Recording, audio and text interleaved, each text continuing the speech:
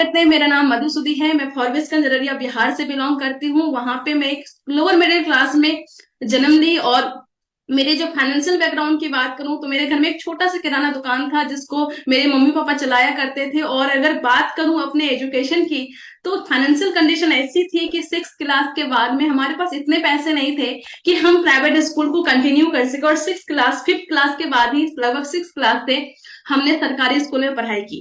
मैं और मेरे भाई जब सरकारी स्कूल में गए तभी मुझे रियलाइज हुआ कि पैसे में बड़ी ताकत होती है, क्योंकि पैसे के कारण ही मैं उस स्कूल में नहीं पढ़ पाई जिस स्कूल में मुझे पढ़ना चाहिए था, जिस स्कूल में पढ़ने का मेरा मन था। उस टाइम पे भले ही बच्चे को ज्यादा कुछ समझ में नहीं आता, पर इतना समझ में आया था कि पैसे में बड़ी ताकत होती है। और उस टाइम पे सभी अड़ोसी पड़ोसी रिश्तेदार घर वाले लोगों ने बस एक ही बात बोले कि मधु, पैसे कमाना बहुत इंपॉर्टेंट है। और अगर तुमको सच में पैसा कमाना है, अगर तुमको सच में इस वाले जिंदगी से निकलना है, तो तुम्हें अच्छे से पढ़ाई करनी होगी, एक अच्छा खासा नौकरी करना पड़ेगा, तब तुम इस दुनिया से, इस समझौते वाली जिंदगी से तुम निकल सकती हो। तो मुझे समझ में आ गया था कि पढ़ना होगा। और कहते हैं ना, जिस चीज पे आप फोकस करते हैं वो चीजें बड़ी हो जाती है, वो चीजें लार्ज हो जाती है। तो वैसा ही हुआ, पढ़ाई पे फोकस किया, एजुकेशन पे फोकस किया। भले ही सरकारी स्कूल में थी, पर स्कूल में हमेशा टॉपर में से एक रही। 10th में अच्छा किया, जिला स्तर पे मुझे सम्मान मिला। 12th में बिहार बोर्ड में टॉप 1% में आई। उसके बाद अलग अलग एग्जाम्स मैंने क्वालिफाई किए, जे मेंस क्वालिफाई किए, अलग अलग सेंट्रल यूनिवर्सिटी के एग्जाम्स क्वालिफाई किए। और उसमें से सबसे अच्छा कॉलेज जो मिल रहा था वो मिल रहा था आईजर कोलकाता। वहां पे आके रिसर्च की पढ़ाई मैंने स्टार्ट की। चूंकि रैंक अच्छी थी तो स्कॉलरशिप मिल गई। और एक लोअर मिडिल क्लास की लड़की को अगर स्कॉलरशिप मिल जाए तो लगता है कि जिंदगी अब सेट है। तो मुझे भी ऐसा लग रहा था जिंदगी सेट है।